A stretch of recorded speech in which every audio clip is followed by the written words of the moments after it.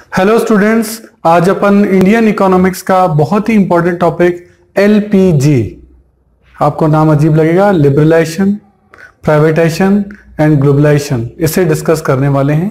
बहुत ही important topic है और बहुत नॉलेजेबल भी है। आपको इसमें बहुत सारी चीजें जो हैं वो सीखने को मिलेंगी। सही है, तो इसकी जरूरत क्यों पड़ी, ये कब एप्लीकेबल हुआ, इसमें क्या क्या प्रोविजन है, इसके क्या पॉजिटिव है क्या नेगेटिव है, इनके लिए क्या आर्ग्यूमेंट दिए गए, वो सब चीजें जो है वो अपन इस चैप्टर में बारी बारी से डिस्कस करेंगे। तो चलिए चैप्टर में एंटर होते हैं, एलपीजी। सही है, तो देखिए चैप्टर है 3, लिबरलाइजेशन, प्राइवेटाइजेशन एंड ग्लोबलाइजेशन। इसी को शॉर्ट में क्या कहते हैं, एलपीजी। सही है, सबसे पहला पॉइंट तो मैं इसमें लूंगा कि सर रीजंस क्या है।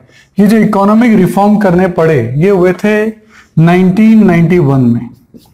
सर क्या जरूरत पड़ी, देखो इससे पहले 1950 से हमने इकोनॉमिक प्लानिंग चालू की और 1990 तक हम आए, लगभग 40 इयर्स अपना इस पीरियड के अंदर हमने जो डेवलपमेंट सोचा था, जो हमने पॉलिसीज बनाई थी, उनका इतना फ्रूटफुल रिजल्ट नहीं आ रहा था। वो पॉलिसीज फेल हो रही थी। हमने पब्लिक सेक्टर में बहुत इन्वेस्ट किया पर पब्लिक सेक्टर नॉर्मली लॉस में जा रहे थे, तो ये दिक्कत हो रही थी। इसके अलावा इन्फ्लेशन जो है उसकी रेट बहुत ज्यादा थी। हमारा बैलेंस ऑफ पेमेंट बहुत खराब था, यानी हमारे इंपोर्ट्स जो हैं वो तो बहुत ज्यादा हो रहे थे और जो एक्सपोर्ट्स हैं वो बहुत कम हो रहे थे। ये भी दिक्कतें चल रही थी। हमारे रुपए की वैल्यू लगातार कम होती जा रही थी। तो कुल मिलाकर हमारे यहाँ बहुत इकोनॉमिक क्राइसिस आ गया और इकोनॉमिक क्राइसिस भी इतना ज्यादा आ गया कि नई इकोनॉमिक पॉलिसी अप्लाई करने के लिए वर्ल्ड बैंक है, आईएमएफ है, इंटरनेशनल मॉनेटरी फंड, वो हम पे प्रेशर बनाने लगे कि भाई आप अपनी पॉलिसी चेंज करें, इस तरीके से तो आप कभी लोन ही ना चुका पाएंगे। सही है, तो इस कंडीशन के लिए बहुत सारी प्रॉब्लम्स आई। उन प्रॉब्लम्स से दूर करने के लिए जो रीजन जो थे वो ये थे और इनको दूर करने के लिए अपन को नई इकोनॉमिक पॉलिसी लानी पड़ी। 1991 में क्राइसिस हो गया। क्राइसिस क्या हो गया, एक्चुअली उस वक्त हमारे पास इतनी भी फॉरेन करेंसी नहीं थी, फॉरेन रेवेन्यू नहीं था कि हम हमारे इंटरेस्ट चुका सके। लोन तो बहुत दूर की बात है, हमने पिछले 40 सालों में बहुत लोन लिए। जब भी डेवलपमेंट का कोई काम हो लोन ले लो।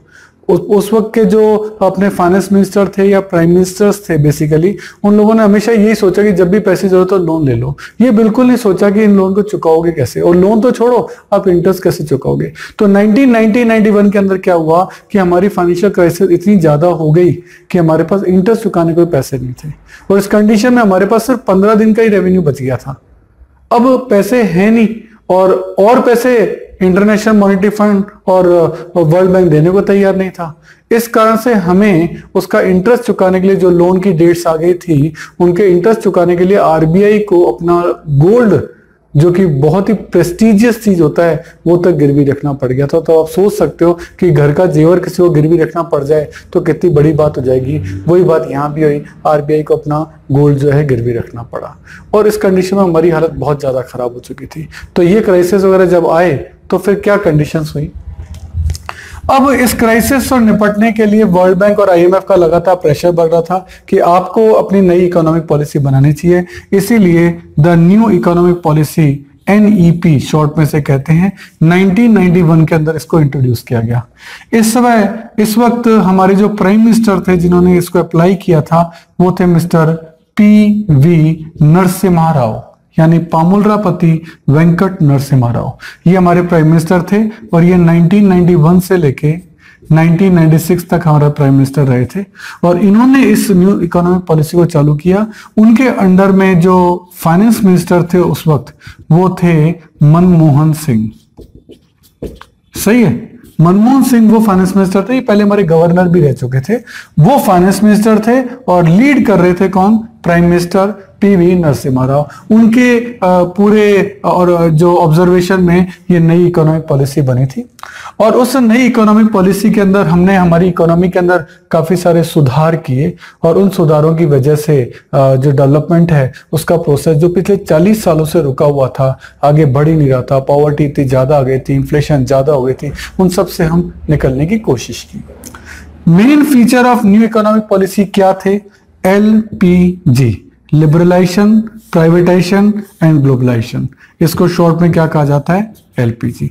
इनके बारे में डिटेल में डिस्कशन आगे करेंगे। सबसे पहले इसमें जो पॉइंट आपका आएगा वो आएगा लिबरलाइजेशन। लिबरल करना, इकोनॉमी को खुला छोड़ देना, लिबरल करना कि आप बिजनेस कर सकते हो, आपको लाइसेंस लेने की जरूरत नहीं है।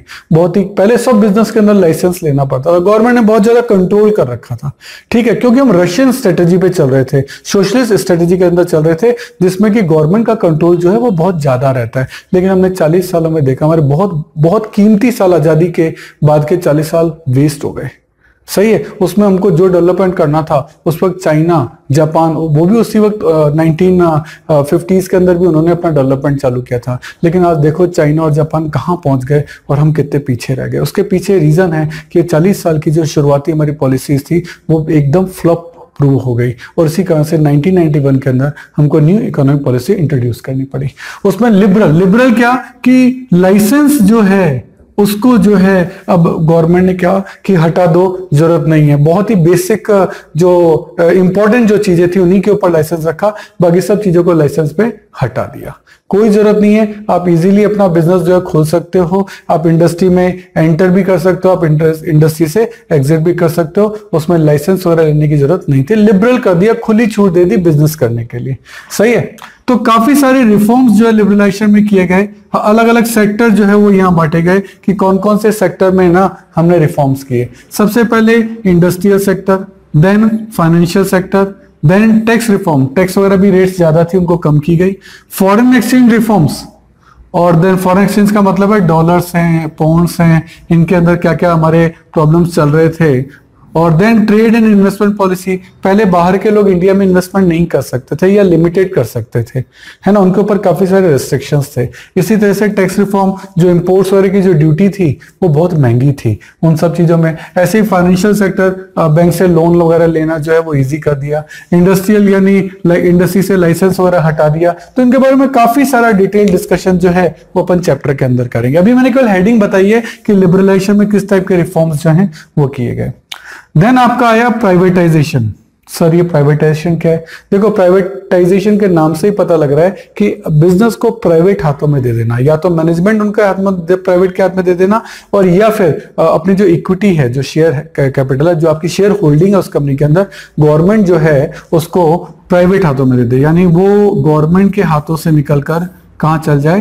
प्राइवेट के हाथों में चले जाए। ठीक है, इसी को क्या कहते हैं? प्राइवेटाइजेशन। गवर्नमेंट ने क्या किया? कई बड़े बिजनेस थे, इनके एग्जांपल मैं दूंगा क्योंकि इनके एग्जांपल पूछे जाते हैं, इंपॉर्टेंट है। नवरत्ना और मिनी रत्ना, जो बड़े बिजनेस थे गवर्नमेंट के, पब्लिक सेक्टर के, पीएसयू कहते हैं, पब्लिक सेक्टर यूनिट्स, है ना, इनको क्या कहते हैं? PSU, public sector units. वो जो प्रॉफिट कमाते थे उनको टाइटल्स दिए नवरत्ना की, हमारे नवरत्ना है। इसमें कौन कौन से बिजनेस आते हैं वो बताऊंगा। मिनी रत्ना जो इतने बड़े तो नहीं थे, छोटे थे लेकिन प्रॉफिट कमा रहे थे, गवर्नमेंट इनको भी अप्रिशिएट करना चाहती थी, इनको भी टाइटल्स दिए गए, ये मिनी रत्ना है, और इसके भी एग्जांपल मैं आपको दूंगा। देन आया argument in favour of privatisation, कि सर ऐसे कौन कौन से आर्ग्यूमेंट है, क्वेश्चन में एग्जाम में पूछा जाता है कि प्राइवेटाइजेशन के फेवर में आर्ग्यूमेंट दीजिए। सही है, कि कुछ जनों ने कहा प्राइवेटाइजेशन होने से जो है वो प्रोडक्शन बढ़ गया, मैनेजमेंट स्किल्स सुधर गए, प्रोडक्टिविटी बढ़ गई। ऐसे काफी सारे आर्गुमेंट अपन डिटेल में डिस्कस करेंगे। कुछ ने अगेंस्ट में कहा कि इससे जो गरीब आदमी है उसका एक्सप्लॉयटेशन हुआ, महंगाई बढ़ गई। इस तरीके के अगेंस्ट में आर्गुमेंट भी आएंगे, इनके बारे में डिटेल डिस्कशन अपन चैप्टर के साथ अंदर करेंगे। तो ये हो गया लिबरलाइजेशन, ये हो गया प्राइवेटाइजेशन। नेक्स्ट आपका आया ग्लोबलाइजेशन। ग्लोबलाइजेशन का मतलब है ये ग्लोब है, आप ग्लोब में कहीं भी बिजनेस करें, अपने ये इंडिया है, इंडिया से आप कहीं भी बिजनेस जाके कर सकते हैं, और बाकी जने भी ग्लोब से इंडिया में आके काम कर सकते हैं। पूरा ग्लोब जो है वो लाइक ए फैमिली है, आप ग्लोब पे जाके कहीं भी बिजनेस कर सकते हैं। This is called globalisation. इसके भी फेवर में और अगेंस्ट में आर्ग्यूमेंट्स हैं। फेवर में तो ये कि चलो अमेरिका की कोई कंपनी है जो बहुत अच्छा प्रोडक्ट बनाती है, उसको आज हम इंडिया में खरीद सकते हैं क्योंकि ग्लोबलाइजेशन हो सका है। ऐसे इंडिया के बहुत अच्छे प्रोडक्ट हैं, वो ऑल ओवर वर्ल्ड में जाके बिक सकते हैं। फेवर में इससे इंटरनेशनल ट्रेड जो है वो बढ़ रहा है। लेकिन अगेंस्ट में भी हो गया क्या कि इंडिया की जो लोकल इंडस्ट्री है वो अमेरिका की बड़ी कंपनियों का मुकाबला नहीं कर पा रही, क्वालिटी में इतनी अच्छी क्वालिटी नहीं दे पा रही, रेट में इतनी अच्छी रेट नहीं दे पा रही, तो फिर वो उनके सामने नहीं टिक पाएगी, और जो हमारी स्मॉल स्केल इंडस्ट्रीज हैं वो इससे बंद भी हो सकती हैं, ऐसा हो सकता है। तो इसके अगेंस्ट में भी आया। देन कुछ नए वर्ड आएंगे, आउटसोर्स करना। आउटसोर्स करने का मतलब है कि अपने काम को बाहर से करवा लेना। जैसे मैं आपको आउटसोर्सिंग का एक एग्जांपल देता हूं, जैसे यूएसए में कोई किसी कंपनी को अपने अकाउंट्स डेवलप कराने हैं। अब वहां तो अकाउंटेंट बहुत महंगे मिलते हैं, दैट्स वाई वो इंडिया के किसी कंपनी से कहती है कि तुम हमारे अकाउंट मेंटेन कर लो।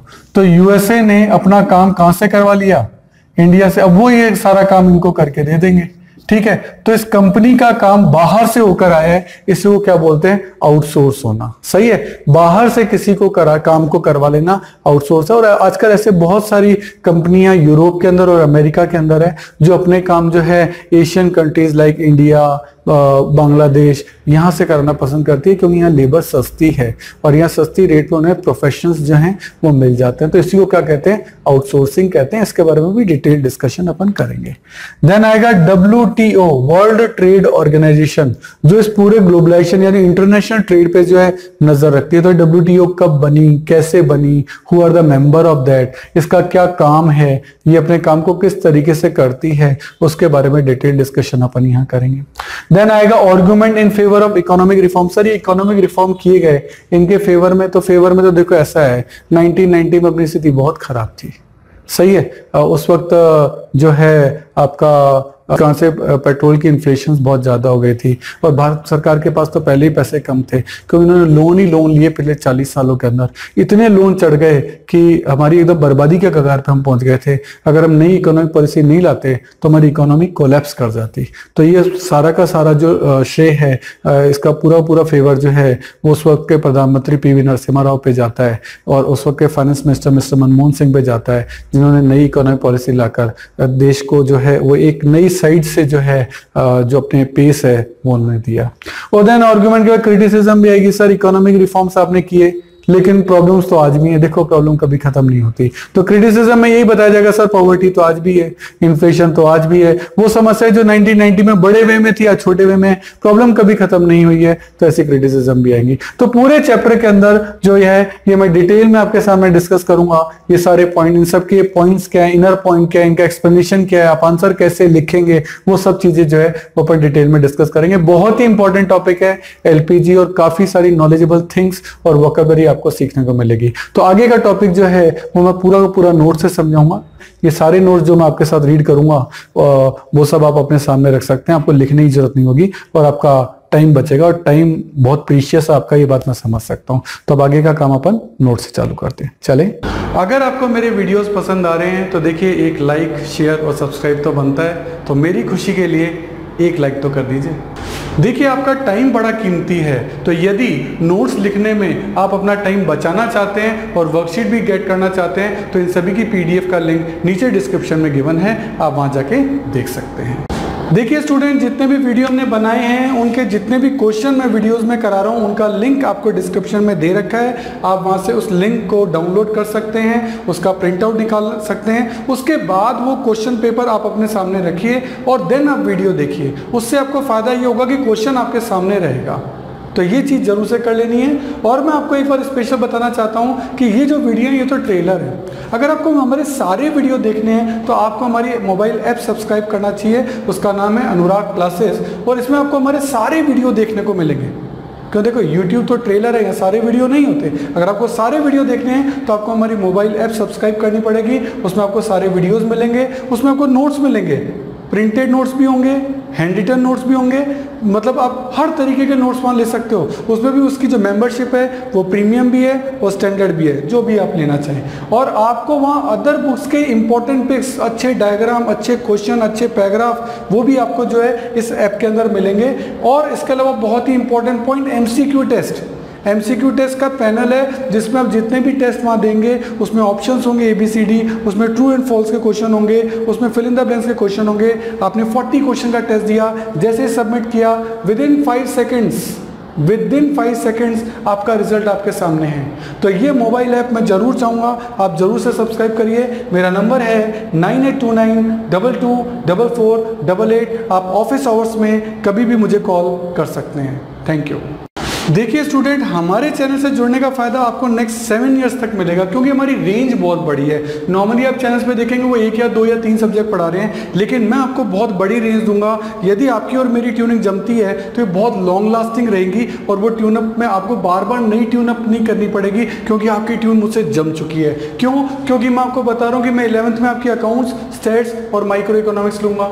12th में मैं आपकी अकाउंट्स, मैक्रो और इंडियन इको लूंगा। बीकॉम के अंदर मैं आपकी corporate accounting, advance accounting, costing, financial management, budgeting, income tax etcetera, जो भी आपके जिस भी नाम से ग्रेजुएशन के अंदर ये कोर्स होंगे, इन सब के वीडियो हमने ऑलरेडी बना रखे हैं। मोबाइल ऐप आपकी बना रखी है, तो आपको बहुत सारी फैसिलिटीज हम देने जा रहे हैं। इसके अलावा सीए, सीएस और सीएमए के फाउंडेशन और इंटर कोर्सेज में जितने भी प्रैक्टिकल हैं या इकोनॉमिक्स से रिलेटेड टॉपिक हैं, उन सब के वीडियो आपके तैयार मिलेंगे। पूरा स्टडी मटेरियल, पूरा नोट, सब चीज़ A to Z आपको रेडी मिलेगी। और इसके अलावा मास्टर्स अगर आप कर रहे हैं, उसमें भी क्यूटी है या मैनेजरियल इकोनॉमिक्स है, डायरेक्ट टैक्स है। क्यूटी का मतलब क्वांटिटेटिव टेक्निक्स, डायरेक्ट टैक्स है, इनडायरेक्ट टैक्स है, एडवांस टैक्स है, यानी पूरी कंप्लीट प्रैक्टिकल जितने भी न्यूमेरिकल सब्जेक्ट होते हैं सब आपको हमारे चैनल पे और हमारे मोबाइल ऐप पे मिलेंगे, जो कि आपको नॉर्मली बाकी चैनल्स पे नहीं मिलते हैं। हर साल आपको नए चैनल पे शिफ्ट होना पड़ता है, और यहाँ आपको एक ही चैनल पे कंप्लीट सॉल्यूशन मिलेगा।